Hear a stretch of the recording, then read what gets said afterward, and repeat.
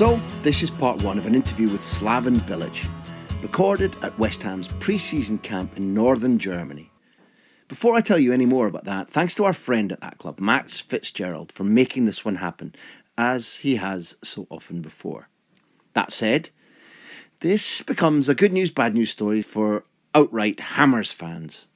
Bad news first. I apologise for the lack of chat here about your club and the extraordinary transfer window that they've had. It's because we talked about other things. But at the end, you'll hear the promise we make to come back to him in November and talk to Slaven in depth about West Ham, his time as a player, his time as a manager. The good news? This interview, I'm sure, will leave you loving your manager even more than you already do. For everybody else, I think, honestly, this is a rare treat because of Slaven, not me. This is the Bilic of Croatia, the centre-back of the team we all fell in love with at Euro 96, and the team which could have won it all in France 2 years later. Suker, Boban, Boksic, Prosinecki. You're going to hear about all of them, and in microscopic, interesting, colourful detail. Slaven Bilic was truly fantastic company over the course of 2 hours in a wine cellar in Rothenburg, Germany. Raise your glasses, please. This is vintage, and one of the most passionate, insightful guests we've had on the big interview. Cheers.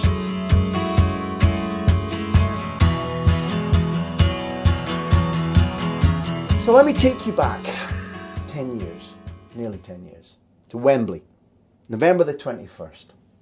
I want you to do us a favour and give us your eyes in the game when, if I'm going to set it up, and if I say anything wrong, hammer me and correct me, but then take over.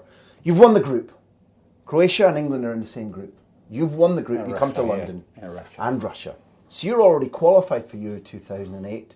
You've beaten England, I guess in Zagreb. 2-0, yeah. Yeah, 2-0. Neville and Eduardo. England go 2-0 down. You're playing freely. Your tactics look good, but you're playing with confidence and relaxation because you're qualified and you're bossing the game. And England and Scotland, can't speak for Ireland and Wales, love nothing better than to be Hail Mary, no hope, 2-0 down, because then everything goes out the window and we charge, and we're quite good at that, and it's 2-2. And at 2-2, England are in the tournament.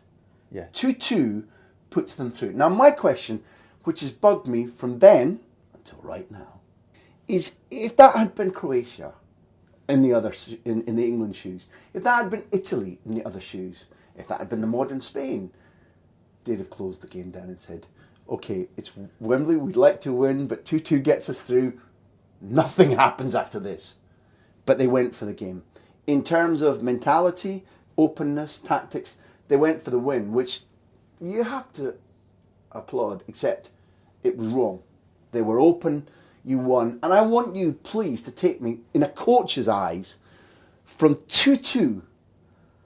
How did that game look and feel to you? Because I thought it was naive and open. Okay. Do you understand me? Yeah, completely.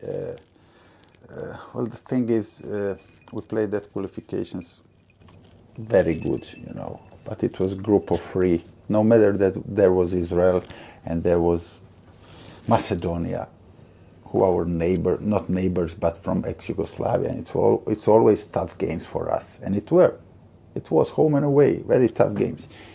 And Andorra, okay. And then so we played really good, but so were Russia and England, and we were very nervous. We beat Israel home, and we thought we are okay. 2 games to go. We are okay. We beat them, and then Russia beat England.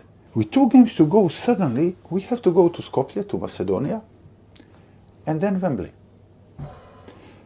Russia is playing in Israel. Mm-hmm. Israel finished, no chance, and then they play Andorra, so 3 points.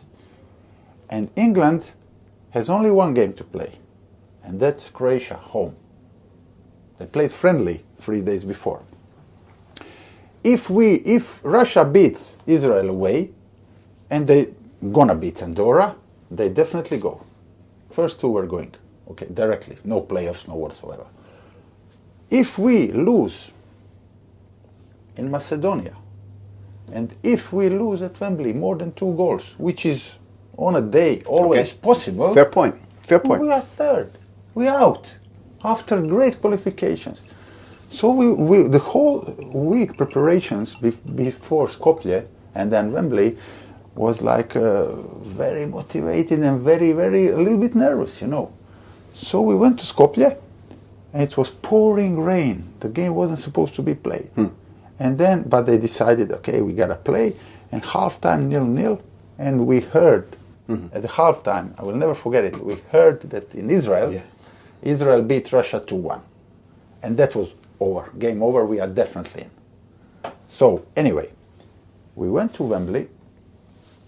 First, I remember at that time we didn't have a camp like St. George's. Okay, we didn't have a camp in Croatia. We used to do the preparations in Slovenia, on a border, but there. And it was November, as you said, and pouring rain. And I remember us training between Macedonia and Wembley. And I remember pouring rain, a little bit of snow, not greatest pitches or whatever.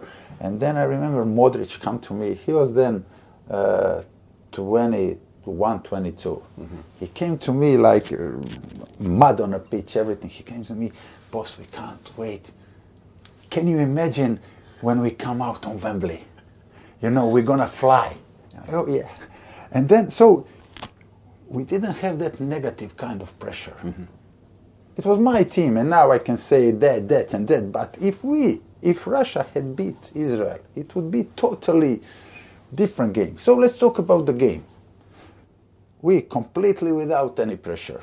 Of course, you don't want to get hammered. You want to show yourself in a temple of football. You know, Wembley. You're playing Wembley. But you're liberated. It's a privilege, but you are liberated. You only have that positive kind of a pressure. Yeah. I remember first 10 minutes. England, much better than us. Micah Richards played right back. They were like all over us. Didn't have a chance. He didn't score, but it was all that. Suddenly, Crunchar, it was wet. Crunchar, good shot from 25 yards or whatever, but keeper should have saved it. 1-0. Okay, puff. England is still very early, like 10 minutes or whatever. Still very early, but okay, now we are a little bit better. You know what I mean? We grew confidence. After 20 minutes, great move from Eduardo and Olic. Great move from Eduardo, Olic run behind them, puff, 2-0. At 2-0, we are best team in the world. We are unbelievable. And then everybody wants a ball, everybody plays, give me the ball, give me, and England goes down. Yeah. We have very talented players. Yeah. At that time on the pitch, you had Crunchar, you have Modric, you have Srna, you have Olic, you have Eduardo, you have Niko Kovac, Robert Kovac, Šimunić. We had really a top team. 2-0. Second half, they put Beckham on. Pressure a little bit, not big chance. We had more chances to score the third one. Didn't. 2-1. After 2-1, suddenly they grew. Crouch, I think. A fellow guest on this series, Crouch, and we talked to him about his technique and learning the curver method. And his goal, apart from making it 2-2, is a beautifully taken. The technique is lovely. Brilliant technique. Yeah? Brilliant technique. And so it's 2-2. Maybe, I don't know, 20 minutes to go or whatever. So it's 2-2. We are disappointed, but we are okay. So I would agree with you. Close the game. But you can't close the game. It's not like when people say close the game. It's also about the opponent. I've seen also less, but I've seen many Italian clubs and national teams conceding the goal, but the people don't talk about it. Okay, they can close the game because it's in their nature. Because the fans accept it and all that, but in England it's not the nature. And by the way, I would agree with you if we have scored the goal from a counter-attack. Let's say 3 against, like we scored the second one, Olic goal. It wasn't a counter-attack. The problem for England in that game is that 72 minutes, 72nd minutes, they were okay. But the more, they needed a goal to ease that pressure out of them. When it came, you know what I mean? the longer it goes, 2-2, it's active. It's a result that it is enough for them. But back in your mind, you think, what if they score? And we are very capable of scoring goals. So we scored. That goal was a cracking goal from Petric. It is 25 yards left foot, unbelievable. Not, so you can't. It felt to me, okay, so I'm going to take a lesson from the guy who I asked. It was your team, and you know best 1,000 times. My question is, in play, it wasn't a counter-attack goal, but in playing and committing, England, I have to say, have never been great at keeping possession of the ball. So in opening and playing, to my eyes, they were beginning to occasionally gift the ball away, allow you to be on the ball. If you allow Croatia on the ball, I watched every 5 minutes, there was just an advance of 10 metres until, okay, England weren't camped back there. But you were playing, you had no pressure. My mentality, if I'm a player out there, is, or the manager is, if we let them have the ball, what did happen might happen, and we need to go to the tournament. I just can't figure the balance. I know the context because they were going, it's Wembley, we have to win. There's no honour in a 2-2 draw that takes us to the tournament until you don't go to the tournament. Then there's honour. I just didn't. I'm not being aggressive about them. I just think that's where England, above all, needs an upgrade in mentality. I thought it was a little example of how you go, maybe this does us. Maybe it does, but I haven't convinced you. First of all, I don't know what of course you slaughtered Steve McLaren. To be fair, I don't know what he should have done different. First, Steve McLaren, you approach the game, but it doesn't help you if you are England manager. I think you lose the game. I think it's the squad mentality I'm asking but you about. know what I mean. But first of all, you were without. Is it Rooney? Is it Terry? Is it Ferdinand? Was it? You were without five or six players who got injured, and then he made two terrific changes at the halftime. He changed the game, not necessarily playing wise, because I remember the game. We were still better in the second half. But he put Beckham and Beckham and Defoe? Or Beckham for sure? Beckham for sure. I think Defoe for sure. Yeah. And Beckham for sure, yeah. And they changed the game. It was 2-2. So to close, first you say, why don't we keep a ball? Take the ball off Croatians. It's impossible to take the ball off us. Because we were really good in that. And I know you, and that's about the mentality. You can't, and believe me, it wouldn't be good for English football or British. The great thing about English or British or whatever football is that it's changed. It's changed, but it's still that pureness, like come out and play. Yeah, I remember. Italy is different. In Italy, they are more than happy, and that's related after to the talk shows, what they are talking about, because they talk the same in pubs, in their coffee shops. They like to talk about he should be 3 meters inside, he should have kicked the ball there and there. In England, come on, let's play football. Yeah. It changed, but I remember in Italy, it's completely. I was many times at the stadiums in Italy, watching their Serie A games. And also the fans are also like, go back, sit back and all that. I remember myself, it's a good story. I was playing for West Ham. We were struggling. It's season 96-97. We were struggling. We are like something like 7-8 games to go. We play home. We are not in a relegation zone, but we are in a relegation battle. We are 15. I don't remember now, but I remember that game because, I very often I tell that example, that story. We're playing home against Chelsea. Chelsea is very good already, not without Abramovich, but with Vialli, with Zola, good, really good. And we need points, and they are much better than us. So we are leading 2-1 or 3-2. I don't remember. 3, 4, 5 minutes to go. So there is a offside kick for us. So I want to take it, but I want to wait some time. because I come from the country that is also, it's not Italy, but it's not England. So I think like, okay, I'm going to play long ball in a channel, all right? But I'm going to put the ball down, I'm going to like pretend to play it, and then I'm going to call Ludo Mikloško from the goal. He's Czech, he also understands, and then Ludo is going to come, and then I'm going to tell Ludo to go back, and then I'm going to take it, so maybe I'm going to get a yellow, but doesn't matter because we're going to wait some time and rest because we were under pressure. While I was doing that, our crowd, and we are winning, and they are praying for us to win and stay up. Our crowd goes, any chance?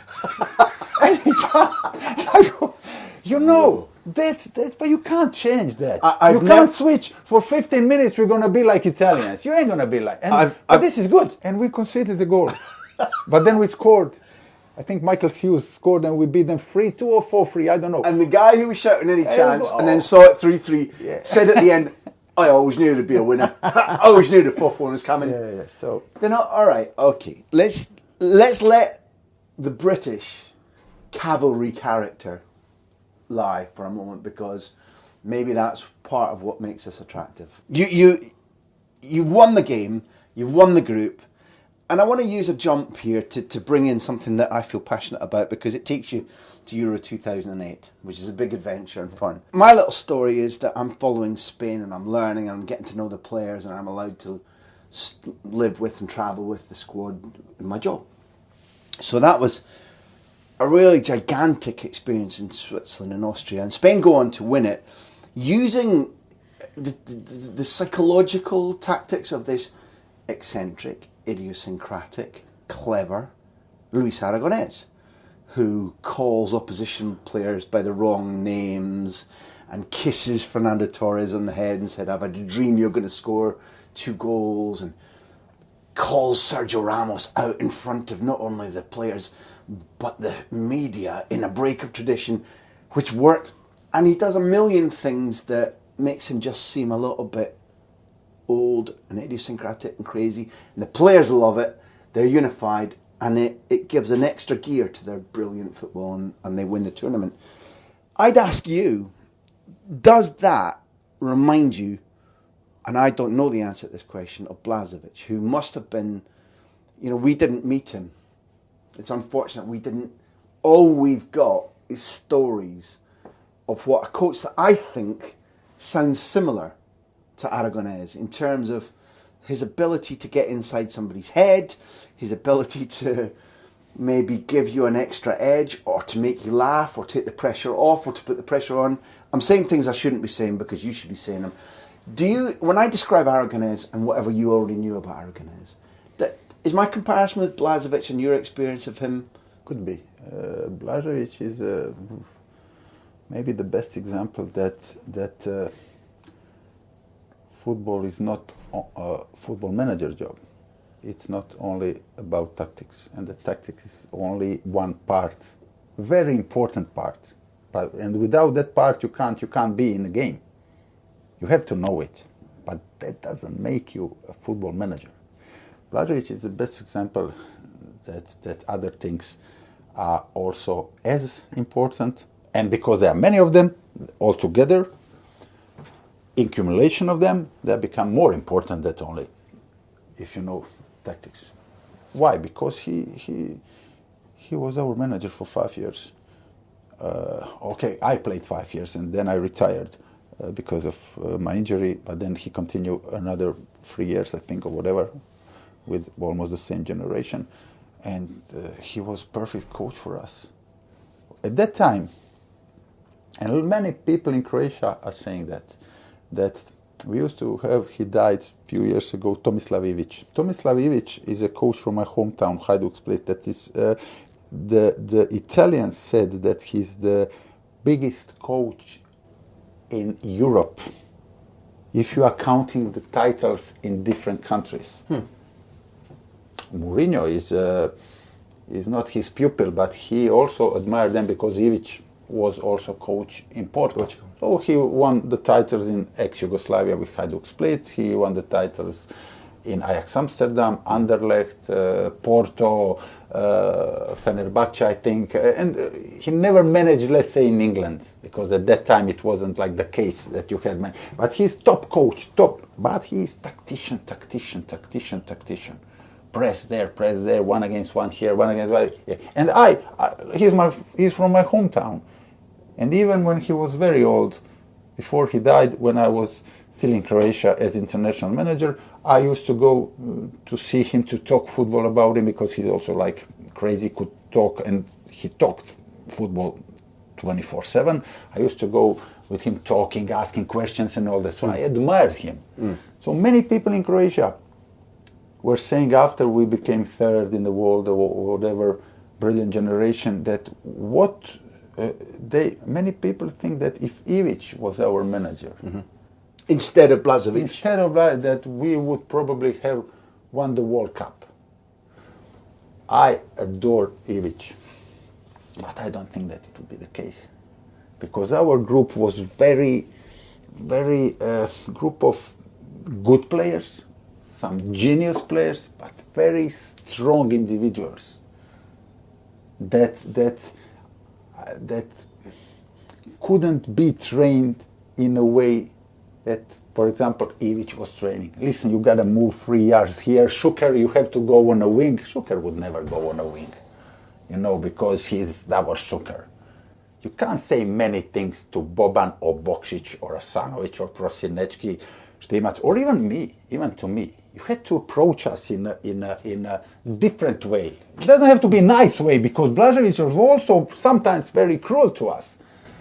But he's the best example that football is not only tactics. When you talked about you have to approach us, Slaven's hands were going like the mix of a magician or somebody who can manipulate the players' heads, and his hands are almost as expressive as his words. I remember Blažević. Okay, 96, we were nervous. We were more than football team.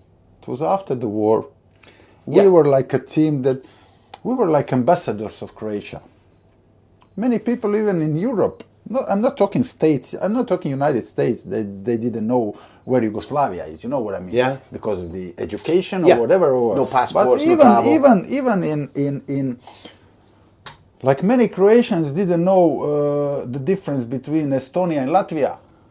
But when it's about your country, you go like, how is that possible, So many people in Europe didn't know.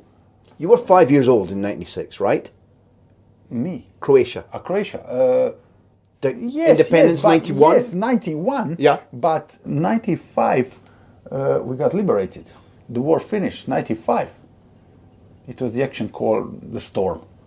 Okay, so we were a very young country, and we knew that it's more than a football tournament. And we were good. We were also, like Ferguson said about us, that we are dark horses and all that, because we had already players. Boksic, one of the major strikers in Europe, he played for Lazio. At that time, Lazio was with Juventus and Milan there. Sure. Suker playing there, Boban playing in Milan, this one there, Jarni Juventus. We had a really good team. But we were also, it was first time for us, together as a national team. He eased us. He helped us, Blažević. He was very, very good in that. Incredible. Or World Cup 98. Listen to this. So me and Blažević, we are playing Argentina. 98. And me and Blažević, we go to press conference together. And then he talks. And there are press from Croatia, press from France, press from Argentina. And he goes, listen, at that time, we had, let's say I played 98, I played for Everton. We had, all of us played abroad, or 70% of the team played abroad. Some of them played in Croatia still, Hajduk Split or Dinamo Zagreb. Only Boban played for Milan, Suker played for Real Madrid, Boksic wasn't at the tournament, he was injured. And I think one more played maybe Juventus, but I don't think so. All the others are. Jarni was at Betis, Sevilla. The other one was Valencia, Vlahovic. Stimac, Derby County. Me, West Ham. Soldo, Stuttgart. Stanic, Parma. Šimić, Inter Milan, I think, or Milan. All the Argentinians, they all played in Real, Barcelona, Inter, Milan. That's basically it. Maybe Lazio and Parma. All of them. All 22 in the great clubs. Press conference. Blažević goes on there. Let me tell you something. He goes, they have a good team. They have really good team, very dangerous team. But their players, they don't play for the biggest teams in Europe. and I'm a little bit like, what are you talking about? You know, and he goes, no. Then he goes, this guy is the best centre back in the world. And listen, I know.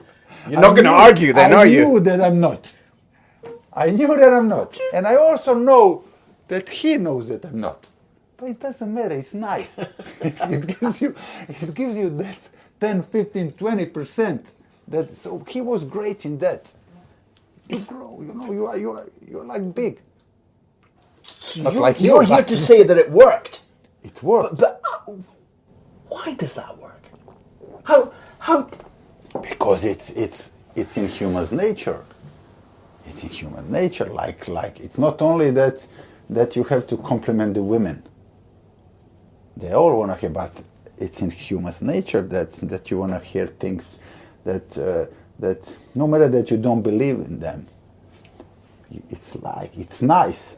And no matter what, you know, the compliment is, you always believe in it.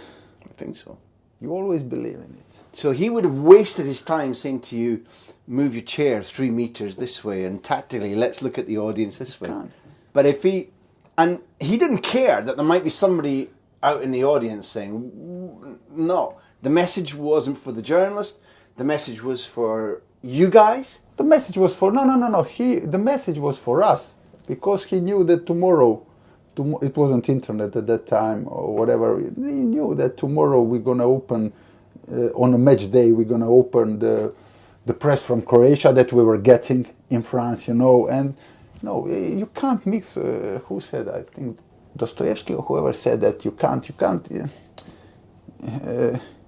make mistakes with compliments, you know what I mean? If you tell them, you know, okay, you can become big-headed or whatever or that, but I always want my players or my friends or my family or whatever or myself to be confident. It's better to be confident than to be fair, than to be doubtful in yourself, you know.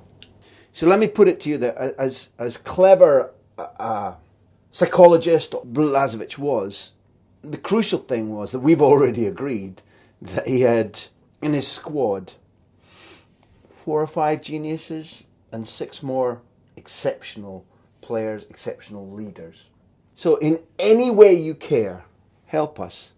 And I'm going to probably give you 4 names to begin with, and then you pick a 5th if you want, or make it about your own game, and just describe the guy or his style or what made him great. And I'm going to ask you in order about Boban, Suker, Prosinecki, and Boksic.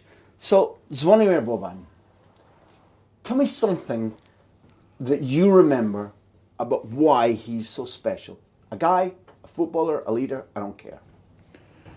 Well, I know Boban, he came from a small town in Dalmatia to my hometown, Split. Which is Split. Yeah, because he wanted to join, well, he joined Hajduk Split when he was only 10, and because he's, I think, I was born in September 68, he was born in October 68, so he came basically to our group, to my group that we trained, and we were 10 or 11, I don't know, and he wanted to stay there, but occurred some problems with accommodation for his family. That's why he went to Dinamo Zagreb. So I know him really, really, really well. He is, first of all, he's everything. He's top talent. Of course, he's top player. He's a very hard worker. He learned Italian. He speaks Italian like he was. He doesn't speak Italian like I speak English. He speaks Italian like he was born in Italy. Okay, that's a proper compliment. And it takes effort. You know what I mean? He's a workaholic. He also, just to describe you, Boban, he finished the University of History after his football career. Well, he didn't need to, you know what, he was a great career, everything. He didn't finish it to find the job. He finished it because he wanted to do something different. And at the end of the day, now I adore Boban. Now Zvonimir Boban is number one advisor of Gianni Infantino in FIFA for football, number one. So he's complete person. As a player, he was our captain. He was with Suker, of course, our most recognized player. And what can I say about Boban? Can I ask he changed you a his game. question? Sorry, very important for Boban. He went from Dinamo Zagreb to Milan, AC Milan. That was at that time the best team in Europe, and only 3 foreign players could play it. Yeah. And that was Gullit, Van Basten, and Rijkaard. No chance for the fourth one. No, not even for Romario. You know, no chance. He went there, sending him on loan to Bari. After 1 year, he came back and stayed there 10 years. 10 years. Changed the way he was playing football, because Boban was in Dinamo Zagreb. He was a number 10. He was number 10 who all the managers had to force him to defend. Force him. And then, because he was capable, got legs and everything, was doing that. In Milan, he found out with Capello that he has to change. He's got no chance. He has to change the game. And he became a holding midfielder, basically. Very organized one, very tough one, with skill, of course. So brilliant talent, but also, more than anything, brilliant mentality. Because he was able to reinvent himself Exactly. and do a job which is almost the reverse of a 10. Exactly. A 10 is supposed to open the can, Yeah, but and it's the easy position to he say played that. is to close the can. But it's easy to say that now, yeah, and like many people will say now, oh yeah, but so what? But can you imagine at that time? You have to work so hard, and there are no guarantees that you're gonna play that position for AC Milan.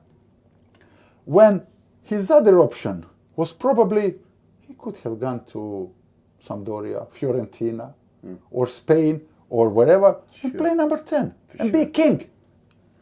Take free kicks, everything. Perfect. So the people, you know what I mean? The people are like in everything, you know what I mean? It's hard to describe the toughness of that decision that you have to make. So Boban, in everything that he was doing, he's like a role model for the new generation. So you used the expression, a brilliant expression, a complete man, a complete person. Complete. So let me change the order of who I was going to ask you about, because if Boban is keeping an administrator right at the top of FIFA about the game, the health of the game that we all love, our audience loves, Davor Suker is a complete. I'm going to offer you the chance to say yes or no. A complete man also because he's now in charge of the federation. Chairman of the FA, yeah. He's keeping your football healthy. But let's start with Davor Suker. I don't know, the first time you know him, the personality, what kind of striker, if you make comparisons, what you thought about him as a guy. When you sent the ball to him, what did you expect to happen? Pick anything from the jigsaw and tell us about Davor.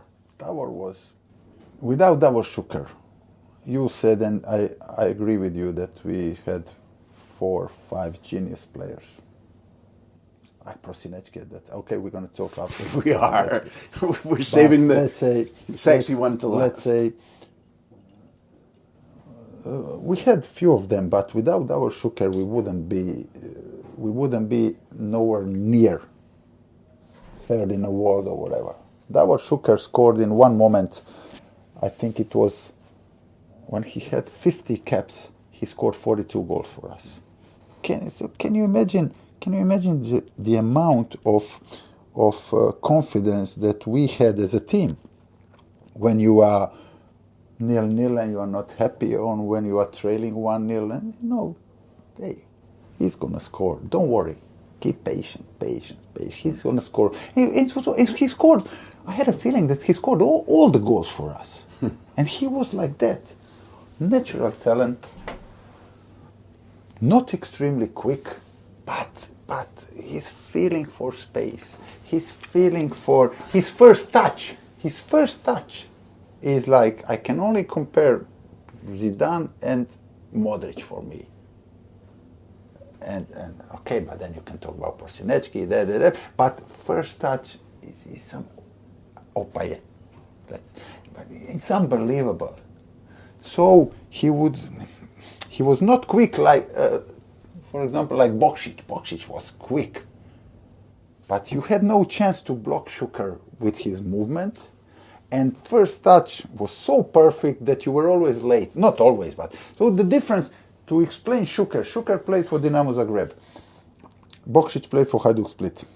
I trained against Boksic every day, and because you were Hajduk Split. For those who don't know, that made me much better player, because every day I had a great test for 3 or 4 years, and I played against Suker.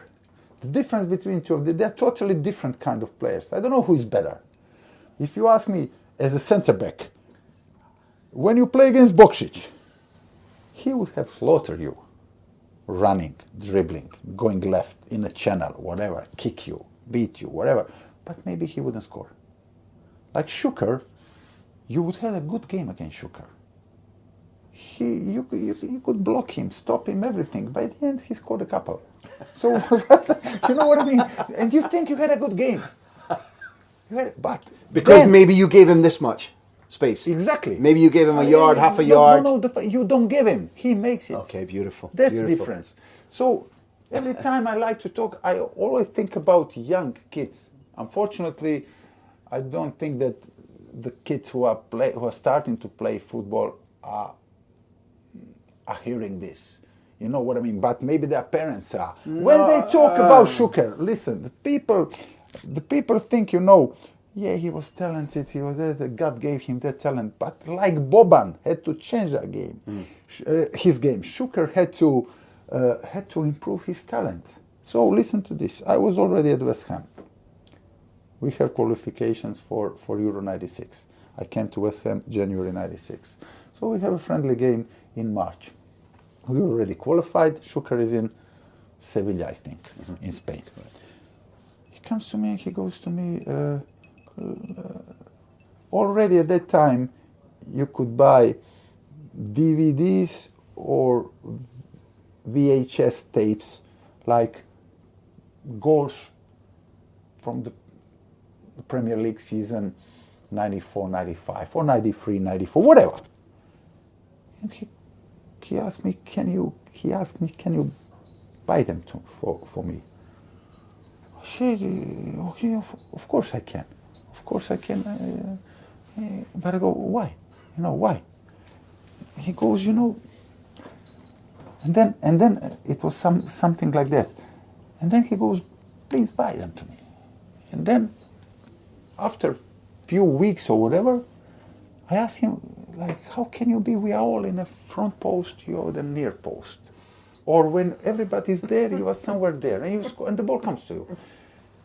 And he told me then, those tapes that you bought for me? I go, yeah.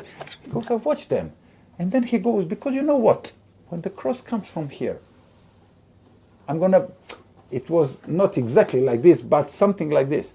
He goes, when the ball comes from here, 68% of the goals come from here, 15% of the goals come from far post, and 5% from goals come from the penalty spot. So I'm going there, where 68% of the goals are coming from.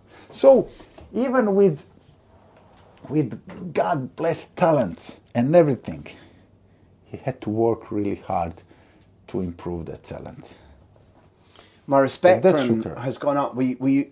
I used to watch him and think that his knowledge, and some strikers are like this, about where to put the ball and when to put it there. I used to see goalkeepers off balance all the time where a shot from Davor went across them, and I thought maybe that's innate, that he has this vision about, if I time it now, if I put it at that angle, it doesn't matter how good he is, his body shape, I thought, but I didn't realise how much work also went into it, which makes my respect go. Plus, after every training, well, I don't know, I didn't play with him in Real Madrid, Sevilla, or whatever. I never played with Davor in the same team, but I played with him for the national team. After every training, of course, he used to stay there with a couple of us or fullbacks or wingers, one goalkeeper, and then is it 40 or 50 crosses? But it's not 5 crosses. It's not 5 or 10 crosses. It is, I don't know, 50 or 60 or 40. It's like, come on, another one. I don't tell this to you It's who know him. You know, that's the difference. The people think that it's talent. It is talent, of course.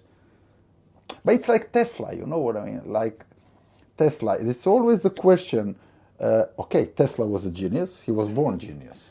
All right. But there's also a thing that he was sleeping only 2 hours per day. So was Tesla because of his notes and his laboratory, because of his passion to get back and work on his theorem. So why was he Tesla? What made him Tesla? Would have he been Tesla if he was sleeping 10 hours? No, I don't think so. No, but I go back to what you say about tactics. You also have to have the 10% tactics to go with the hard work. So if he doesn't have the genius, then he could sleep no hours and still... Exactly. You said a word, equilibrium. I could have slept no hours and I wouldn't be Tesla because I'm not Tesla. Yeah. You know, but so you got to be complete. Mm-hmm. You got to have it both. And then all of them, the biggest difference, that's my opinion, maybe I'm totally wrong. My opinion is the biggest, is it Tesla, Suker, Boban, or whoever, or Messi, or whoever. The biggest difference between successful people and more successful people is not talent, it's work rate. They work more. Or that workout can be in hours. That workout can also be in insisting on details. Because they're so crazy and so they want it so much. But the difference is work rate, not the talent. But if you're working, there's always an argument about efficiency and efficacy. So if you're working really, really hard and you're quite efficient in how you're working, but you're not doing the right thing, I think that idea of hard work, you could see athletes or boxers who run themselves out or spar themselves out. And I'm certain the same thing can happen with footballers. This is not only an opinion, which actually I'm giving to you because I don't know. When you're working that hard as a coach or a footballer, you have to be working intelligently too. Yeah. The hard work rate. I said you got to be complete. Yeah. I didn't say it's only work. No, that's another. It's all about balance, like everything in life. It's all about balance. Like it's very like we had a player. Everybody knows him, I think. Olic. Yeah. Olic, Bayern Munich, great, my player in the national team and all that. Olic was not talented in a way that people in Croatia think that talent means. In Croatia, you are talented if you tunnel the people, if you nutmeg people, if you can do funny things, but they call it fantasy sometimes. Exactly. The talent in Croatia means only skill. Because in Croatia they go like, not only Croatia, but they go, look, oh, I have a guy, I saw a guy, he's 15, he's so talented, but he's slow. For me, pace is also a part of talent. So, when we talk about that, many times when Olic was playing on television. And that's Champions League, for example. Final, Bayern. The winner against Manchester United. Brilliant player, exactly. Scoring against Germany. I bet you that in that game against Man United, the commentators were saying, like, look what you can achieve by only working hard. And I'm thinking, that's very, very heavy sentence, because then I was imagining, because I always imagine kids. I was imagining father sitting with his son is 10, 11, and he watches Olic playing for Bayern Munich, biggest stage ever, Old Trafford, and the father thinks, look, son, tomorrow morning I'm going to get you to football school. And only if it's only down to you. If you train every day, you're gonna be like Olic. You ain't gonna be like Olic. Prosinecki. Exactly, you ain't gonna be. So when I say it's about the balance, you have to have it both. So we've done a lot of things, Slaven, in this podcast series, but we've never had Dostoevsky on 352 or Tesla on the electricity of beautiful passing movements. So already, thank you.